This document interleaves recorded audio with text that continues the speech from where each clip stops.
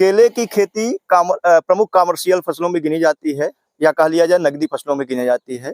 और बहुत सारे किसान ऐसे हैं जो केले की खेती से अच्छी आमदनी प्राप्त कर रहे हैं और दूसरे लोगों को भी रोजगार देने का काम कर रहे हैं। आज हम जानेंगे कि केले की उन्नत खेती वैज्ञानिक तरीके से कैसे की जाए, क्या सावधानियां बरती जाएं और कौन कौन सी उन्नत किस्में हैं जिनको किसान भाई अपने खेत में रोप करके अच्छी आमदनी प्राप्त कर सकते हैं। दूसरा, हमें बात करेंगे कि जब केले की रोपाई की जाती है उस दौरान सहफसली के रूप में कौन से ऐसी जो फसलें हैं उनको साथ में ली जा सकती हैं। तो उसके लिए हमारे साथ आज बागवानी के बहुत ही एक्सपर्ट जाना माना चेहरा है। बहुत सारे दर्शक हमारे लगातार इनके वीडियो और इनके सलाहों से लाभ भी ले रहे हैं। मंगला मौर्य जी, आप जो है बहुत ही अच्छे जानकार हैं बागवानी फसलों के। तो आज हम केले की उन्नत खेती के बारे में जानेंगे, क्योंकि ये जो समय है अप्रैल से लेकर के जून जुलाई तक केले की उन्नत किस्मों की रोपाई की जाती है। और इस दौरान बहुत सारे किसानों के सवाल ऐसे आते हैं कि कौन सी फसलें रोपें, कैसे रोपें, पौध से पौध की दूरी क्या है, उस दौरान खाद उर्वरक का कैसे प्रबंधन किया जाए, सिंचाई का कैसे प्रबंधन किया जाए। क्योंकि अप्रैल से लेकर के मई जून तक का जो समय होता है लू का समय होता है और खेत में नमी की कमी हो जाती है। तो सीधे हम बात करेंगे मंगला मौर्य जी से। सर, अभी हम जो बात कर रहे हैं केले की उन्नत खेती को लेकर के और वैज्ञानिक तरीके से खेती के लेकर के, तो बेसिक कैसे शुरुआत करे कोई किसान जो पहली बार केले की खेती करने जा रहा है? सभी किसान भाइयों को नमस्कार। जैसे किसान भाई जब केले की खेती करने के लिए हम लोग पूछते हैं, कभी कभार जब पूछते हैं तो उस समय पूछते हैं जब समय निकल चुका रहता है। और इसका जैसे आप कहे कि ये अभी से ही अगर तैयारी शुरू करेंगे, इसका जो सबसे अच्छा समय होता है केले की खेती का, पौधे के लगाने का जो सबसे अच्छा समय होता है जुलाई होता है। तो जुलाई में अगर जुलाई में पौधा अगर लगाया जाए ना, तो उसके पूर्व में खेत की तैयारी हो जानी चाहिए। तो अभी से जो किसान भाई ये चाहते हैं कि हम केले में अपना जो है व्यवसाय करना चाहते हैं, जैसा भी उनका अगर खेती करना चाहते हैं, तो अभी गेहूं की फसल या आपका गन्ने की फसल से जो खेत खाली हुई या सरसों की फसल से जो खेत खाली हुई है, अगर उनका चुनाव करना है तो अभी से उसका जो गर्मी में एक होता है डीप समर प्लाविंग, मतलब गहरी जुताई कर दें गर्मियों में, तो उसमें जो हानिकारक कीट हैं जो इसे सब मर जाएंगे और खरपतवार भी नष्ट हो जाएगा। इसके बाद हम लोग तैयारी करेंगे कि इसमें ये बुआई करा दीजिए, जिसका है क्या नाम है आपका, ये ढैंचा हो गया, सनई हो गया। ढैंचा अपने यहाँ के लिए काफी अच्छा रहता है, तो हरी खाद के रूप में ढैंचा की बुआई करा दें। तो अभी जुलाई के चूंकि 1 महीने 20-25 दिन पहले उसकी पलटाई हो जानी चाहिए। तो अभी जो लग जाएगा, जिसका खेत खाली है, ढैंचा लग जाएगा, तो उधर आपका खेत की तैयारी पूरी अच्छे से हो जाएगी। एक हमें अच्छा खाद ऑर्गेनिक रूप में मिल जाएगा, जो बाकी हमारा डोज जाएगा रासायनिक के रूप में, वो हमारा कम हो जाएगा और मिट्टी की गुणवत्ता बन जाएगी, जिससे हमारा ग्रोथ अच्छा होगा। अच्छा, मिट्टी की गुणवत्ता की बात की तो इसी समय मुझे लगता है जो सरकार भी कहती है, विभाग महकमा भी कहता है, जो मृदा जांच से जुड़ा हुआ महकमा है, कि किसान भाइयों को मिट्टी की जांच करा लेनी चाहिए। इससे क्या है कि जो संस्तुत मात्रा में फसल को या खेत को खाद उर्वरक देने की जरूरत होती है वो हमें पता चल जाता है।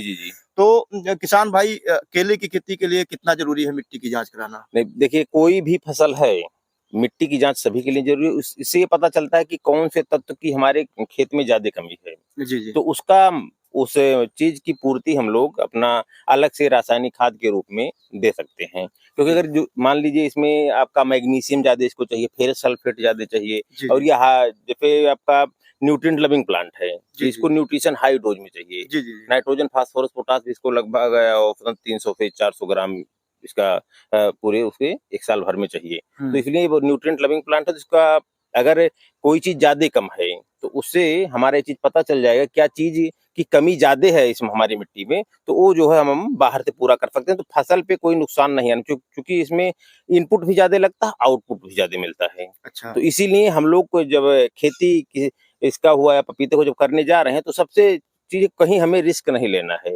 हर स्तर पे हम लोग को सावधानी के साथ चलना है, और कहीं ताकि हमारा जो है गुणवत्ता और उपज न प्रभावित हो।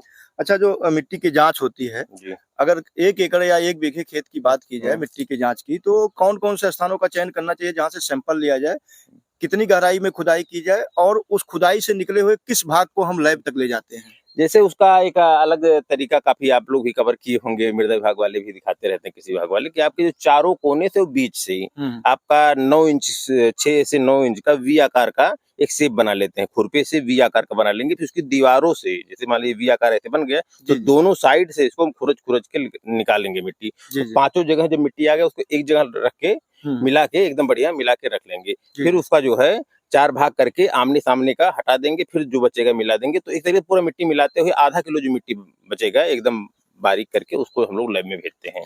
तो एक तरीके से कहा लिया जाए कि मिट्टी की जांच किसी भी फसल के लिए जरूरी हो जाती है। जी, सभी फसल के लिए जरूरी है। इससे ये होता नहीं तो एक अनुमान के तौर पे हम लोग देते रहते हैं, चलिए उसी से उपज होता रहता है।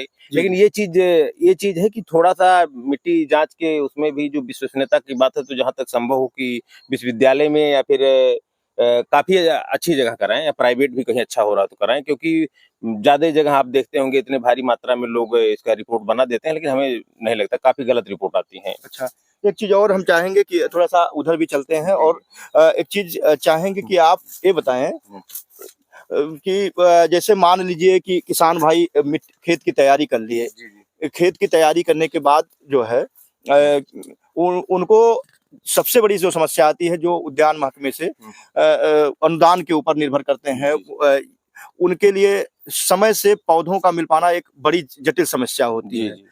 तो विश्वसनीय नर्सरियां, जैसा कि एक तो आपके भाई साहब ही चलाते हैं, उसके फोन नंबर या जो भी मान लीजिए जो नजदीक के हैं वो तो आप यहाँ से करेक्ट। जब देखिए इसका जो केला का है, चूंकि केला लैब से बनते हुए टिश्यू कल्चर माध्यम से आता है, तो उसका हम जो है अपने यहाँ उसका हार्डनिंग नहीं करते हैं। हाँ, लेकिन तो हार्डनिंग जी बुकिंग करवाते हैं। तो 1-2 नर्सरियां हमारी अच्छी नर्सरियां परिचय में हैं, जहां से वो लोग हार्डनिंग सेंटर से आ जाता है, लैब से या हार्डनिंग सेंटर से, तो उनसे हो जाता है। बाकी इसका भी डिटेल में वीडियो फोन नंबर आपको दे देंगे। क्योंकि तो एक बड़ी समस्या है, लैब पूरे देश में कम है, तो कहीं ना कहीं वो नर्सरियों के माध्यम से ही लोगों तक पहुंच पाते हैं। और वैरायटी, जहां तक की वैरायटी की बात है, आपका G9 ही सब जगह चल रहा है, तो इससे बहुत ज्यादा घबराने की जरूरत नहीं है। ये है कि थोड़ा सा विश्वसनीय नर्सरी से आएगा तो किसी तरीके का जो है उसमें कोई समस्या नहीं रहेगी। वैरायटी में थोड़ा सा विश्वसनीयता अगर बनी रहेगी, देखिए आप देखेंगे जो यूनिफॉर्म ग्रोथ है, किसी में ग्रोथ में कहीं आप पूरे क्रॉप में हमारे देखेंगे एक साथ चल रहा है, किसी तरीके का रोग नहीं है।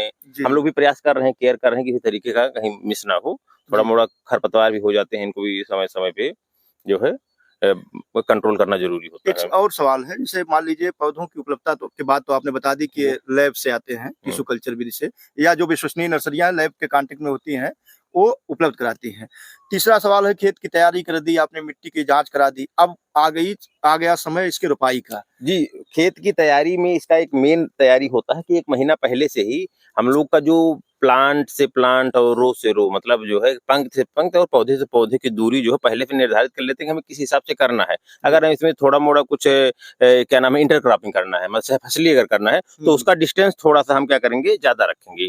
तो जहां पर पौधा लगाया जाना 1 महीना पहले से हम लोग उसको चिन्हित कर लेते हैं, निर्धारित कर लेते हैं। तो उस जगह को खोद करके उसमें हम लोग उतना ही मात्रा में लगभग जो है ये आपका 8 से 10 किलो तक एक कड़ाही में हम लोग डलवाते हैं। तो उतना आपका गोबर का सड़ा हुआ खाद हम लोग मिलवाते हैं। जी। और ये रिकमेंडेड भी है कि उस जगह गोबर का सड़ा हुआ खाद मिलाया जाएगा। और फिर अगर मान लीजिए दीमक पे अफेक्टेड एरिया है तो उससे बचाव के लिए ऑर्गेनिक रूप में नीम खली कई चीजें हैं, और बाकी आपका प्यूरोडान वगैरह जो केमिकल रूप में डाला जाता है। जैसा मैं देख पा रहा हूँ, अभी ये जो केली की रोपाई आपने करवा रखी है, जी ये बेड पर करवा रखी है। नहीं, ये बेड बाद में बना है। हाँ। ये गड्ढा खोद के पहले उसमें गोबर की खाद मिला के खेत की तैयारी किया गया था, उसके बाद फिर उसमें लगा हुआ था। तो ये जो है फिर जुताई, इसका जो छोटे टिलर से हम लोग जुताई किए हैं उस टाइम, इधर तो जो है मैनुअल इसका बेड बनाया गया है। एक चीज और बता दें, जैसे एक तो आपने बताया कि पौधों से पौधों की दूरी, मैं देख पा रहा हूँ कोई भी लाइन टेढ़ी नहीं है। जी। और पौधों की जो दूरी है समान दूरी पर रोपा गया है। तो ये जो नापने का तरीका है, और दूसरा जब आप गड्ढों में खाद उर्वरक गोबर की खाद भरते हैं, तो बाद में रोपाई के समय आपको कैसे पता चल पाता है कि इसी जगह पर आप नहीं तो सर क्या होता है कि उसमें गोबर की खाद मिला के वो जगह चिन्हित है, उतने जगह पे हम लोग गोबर की खाद मिले, खाद तो दिखेगा कहाँ है वो तो। अच्छा। वो चिन्हित तो एक आपका जो है 1 फीट लंबाई चौड़ाई गहराई 1 फीट में उतना करके मिलाया जाता है। बहुत सारी जगहों पर मैंने देखा है कि वहाँ एक पतली सी लकड़ी गाड़ देते हैं बीच वाले हिस्से में। नहीं तो उस समय के लिए जब मिलाना, जो जगह चिन्हित करना रहता है, तो हम लोग जो है उसके फावड़े से रस्सी रख के चिन्हित कर लेते हैं। वहीं गोबर की खाद और जो दवा मिलाना है वही मिला के जो है आपका चिन्हित हो जाता है जगह। फिर लगाते समय कोई दिक्कत नहीं होती। वो चिन्हित रहता है फिर।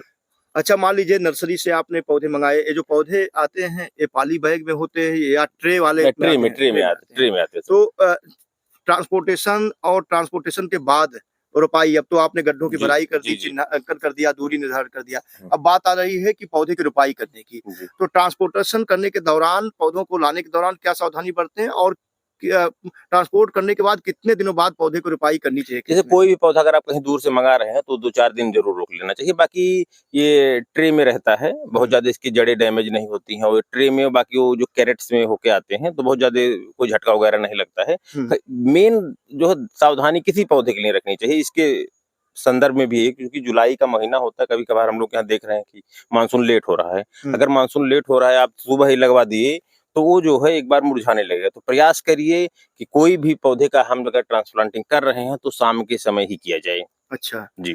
दूसरा एक बड़ा अहम सवाल है कि जैसे मान लीजिए रोपाई तो आपने करवा दिया। जी। अब उसको रोपाई के कितने दिनों बाद पानी देना ज़रूरी होता है? नहीं, रोपाई के तुरंत बाद ही एक बार पानी दिया जाना चाहिए। हल्की हल्की सी। सिंचाई तुरंत की जानी चाहिए। फिर उसके बाद जैसे बताया जाए कि जुलाई का है, हुँ, जब हमारा बारिश मानसून शुरू हो जाता है, उसी समय इसका रोपाई हुआ रहता है, तो फिर जब मानसून आ जाता है, तो बहुत ज़्यादा हमें सिंचाई की कोई बहुत समस्या नहीं रहती है। फिर उसके बाद हमारा जो है, बगल का खरपतवार निकाल के उसकी निराई करते हुए, बाकी जो रिकमेंडेड डोज़ रहेंगी, उसका आपको चार्ट मिल जाता है, क्योंकि इसको हर महीने थोड़ा-थोड़ा खाद देना है। जी, जी। जी। एक बड़ा सवाल होता है कि चूँकि इसमें बाद में घार बनती है, जी, और जी।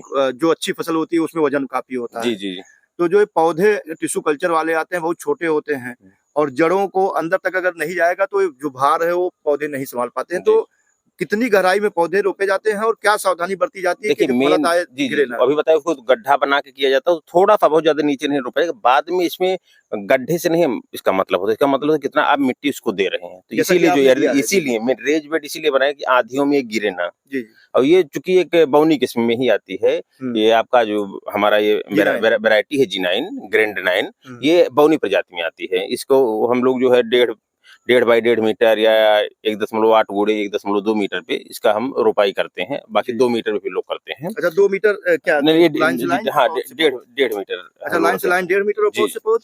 पौध से पौध भी वही सेम दूरी। वर्गाकार कर दिया जाए। ज़्यादा लोग इसे वर्गाकार ही रखते हैं, कुछ लोग आयताकार में रखते हैं। अच्छा, तो एक तो आपने कर दिया, और हाँ, किसान भाइयों को लिए एक चीज़ ये बताना चाहते हैं कि जैसे विभाग इस पे काफ़ी अनुदान देता है। हुँ, काफ़ी मतलब आपका जो इसमें पहले मैं बता दें, खर्चा थोड़ा ज़्यादा लगता है, तो आपका बीज का लगभग खर्चा आपको हुँ, विभाग द्वारा मिल जाता है। अगर आप इसमें उत्तर प्रदेश के हॉर्टिकल्चर विभाग की वेबसाइट पे जाते हो, अगर आप पंजीकरण कर लेते हैं और आप वहाँ फॉर्म वगैरह जमा कर देते हैं, तो उसका आपको अनुदान के रूप में जो बीज का जो पैसा है, वो आपको मिल जाता है। मुझे लगता है भारत सरकार का भी इसमें कुछ अंशदान है, तो हाँ। सभी प्रदेशों में ये योजना जी, लागू है। जी, जी, जी, अपने यहाँ लागू है। हाँ, हाँ। जी। बाकी जैसे मान लीजिए अब रोपाई हो गई, अब रोपाई के बाद सबसे बड़ी बात होती है कि इसका खाद उर्वरक प्रबंधन, जी, सिंचाई, और जैसा आपने बताया कि ये पूरा मैं देख पा रहा हूँ कि आपने पूरा बेड बना रखा है। जी। तो ये बेड बनाने की प्रक्रिया कब शुरू की जाती है, और रोपाई के कितने दिनों बाद खाद उर्वरक देना शुरू नहीं, किया जाता है? खाद देखिए, खाद शुरू से चाहिए, हर महीने इसका खाद का पूरा चार्ट है। 100 ग्राम आपका डीएपी है और फिर मतलब अलग-अलग है। हुँ, 100 ग्राम के खाद हिसाब के उर्वरक में दो ज़्यादा जी, लागत जी, आती है। जी, खाद उर्वरक पे ही सबसे ज़्यादा लागत, करीब 70% लागत आपका 60-70% खाद उर्वरक पे आती है,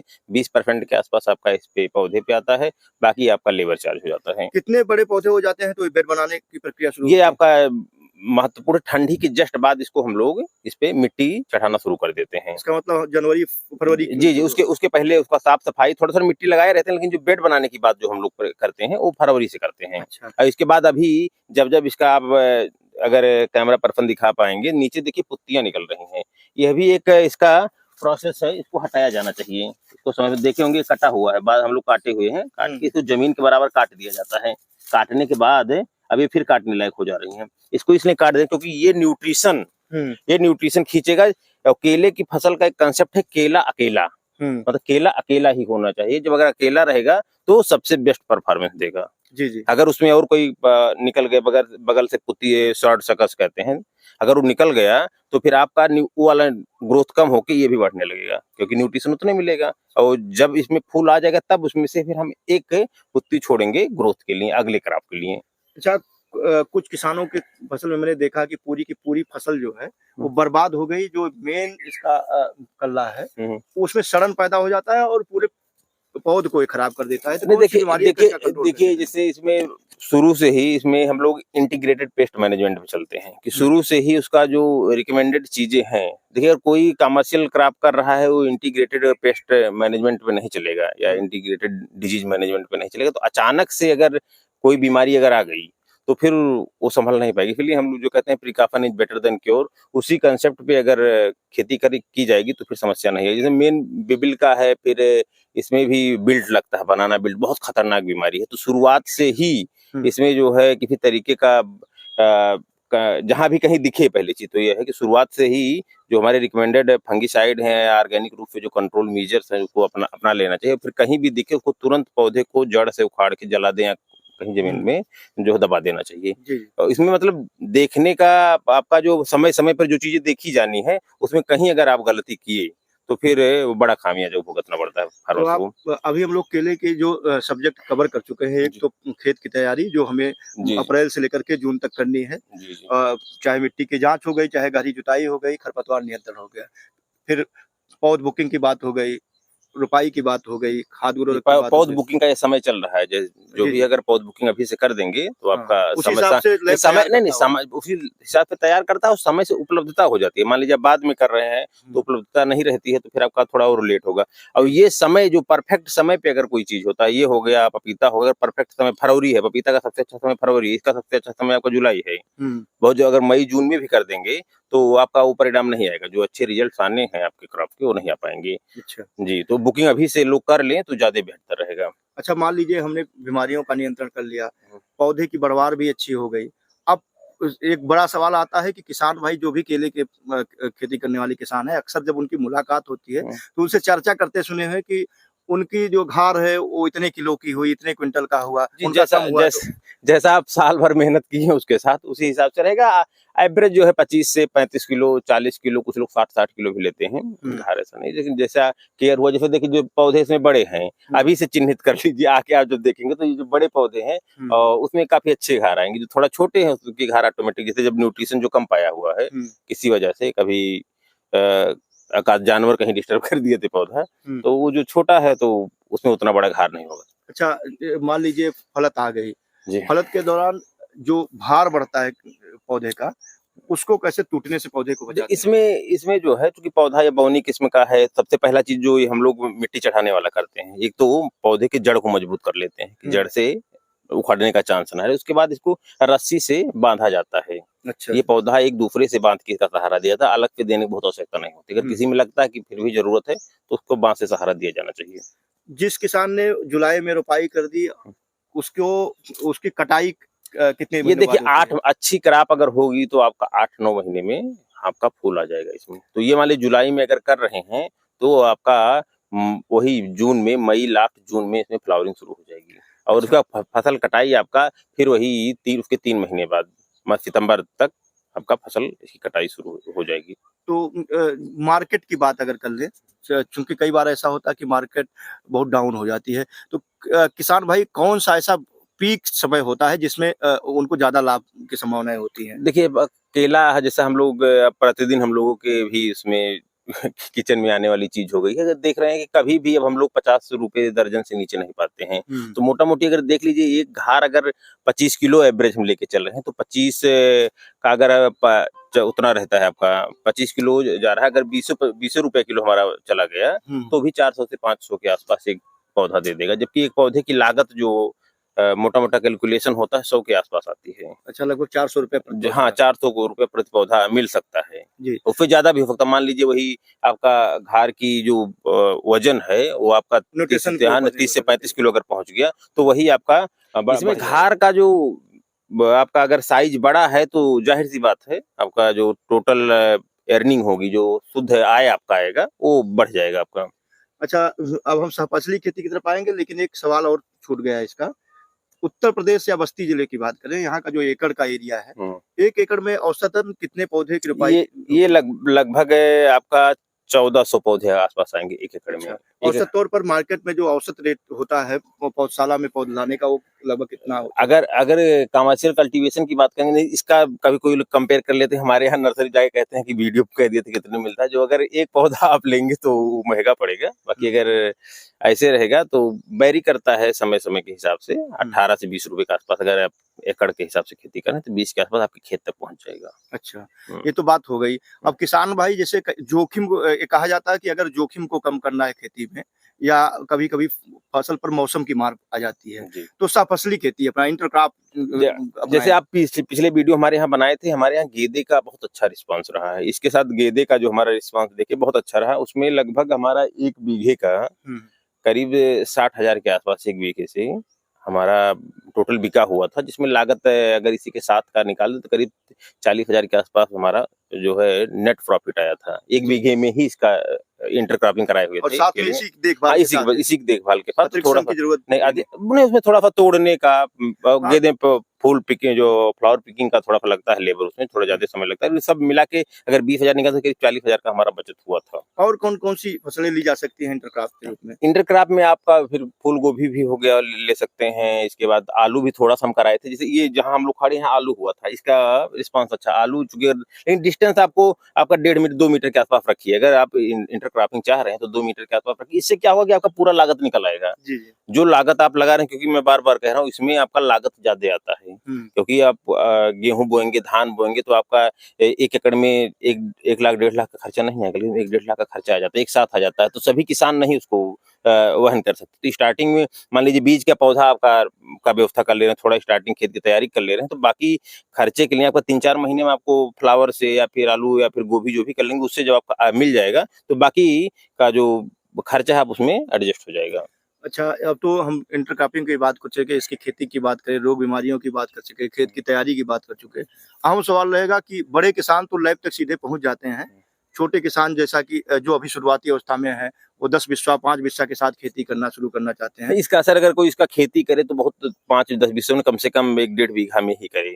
उससे 500 पौधे का आसपास। हाँ, वो 500 पौधे लैब नहीं डायरेक्ट भेजेंगे तो आप हमारे यहाँ जो नर्सरी से आप संपर्क क्या नंबर होगा जिससे संपर्क कर पाएं? 79 85 40 53 54। एक बार और रिपीट करें। 79 85 40 53 54 ये लकी हाईटेक नर्सरी का नंबर है। भाई साहब जो हमारे देखते हैं, तो वहां से आप संपर्क स्थापित करते वहां से मिल सकते हैं। नहीं तो बाद में भी मैं आपको दे दूंगा लैब का भी नंबर, आप उसको भी दे दीजिएगा, क्योंकि इसमें हमारा डायरेक्ट इसका हम लोग व्यवसाय नहीं करते हैं, बाकी चीजों का है। तो ये आप डायरेक्ट लैब से भी ले सकते हैं। अगर आप चाहेंगे हमारे यहाँ मंगवाना या फिर कई लोग मिलके एक साथ हो जाएगा जो कम करना चाहते हैं तो भी नर्सरी व्यवस्था हो जाएगी। तो अभी हमारे साथ मंगला मौर्य जी थे, बहुत ही अच्छे हार्टिकल्चर सब्जेक्ट के विशेषज्ञ हैं और व्यवहारिक जानकारियां देने का काम करते हैं जो किसान आसानी से कर पाए और जो समस्याएं खेती में आती हैं आमतौर पर उसको व्यवहारिक तरीके से उसके निराकरण की बात करते रहे हैं। आज का वीडियो मंगला मौर्य जी के साथ कैसा लगा जरूर बताइएगा। वीडियो पर शिकायतें लोगों की आती हैं, कुछ लोग वीडियो से खुश होते हैं, कुछ नहीं होते हैं। मुझे लगता है ये तो सोशल मीडिया का एक कॉन्सेप्ट होता है, लेकिन ज़्यादातर लोग हमारे साथ इनकी जो वार्ता होती है उससे संतुष्ट होते हैं, बताई गई जानकारियों से संतुष्ट होते हैं। अगर आप संतुष्ट हैं तो कमेंट बॉक्स में आप जरूर बताएं कि क्या कमर्शियल कल्टीवेशन कर रहा है। अगर कोई कमर्शियल कल्टीवेशन हमारे जिले के नजदीक कर रहा है, क्योंकि हम लोग भी सरकारी सेवा में हैं तो छुट्टी के दिन ही हम लोग आ सकते हैं। और छुट्टी के दिन देखिए आज संडे के दिन हम लोग कवर कर पा रहे हैं, तो हम लोग आपके यहाँ विजिट भी कर सकते हैं। कोई जो भी हम लोग की जानकारी है बिल्कुल आपका निराकरण जरूर होगा। कृषि संबंधित कोई भी ऐसी समस्या नहीं जिसका निराकरण संभव नहीं। अगर बस्ती जनपद के आसपास के हैं, कोई अच्छे बड़े किसान हैं, हम लोग अगर मौका मिलेगा, अगर आप बताते हैं कि ऐसी समस्या है नहीं सॉल्व हो पा रही है, कोई ऐसी बड़ी समस्या है कि जो सॉर्ट आउट कराया जा सकता है, तो हम लोग जरूर आएंगे। तो वीडियो कैसा लगा जरूर बताइएगा और फिर एक नए वीडियो के साथ मंगला मौर्य जी के साथ हाजिर होंगे और नई जानकारी देंगे और जो आपके काम की होगी और आपकी आय बढ़ाने वाली की। तब तक बने रहिएगा। धन्यवाद। धन्यवाद।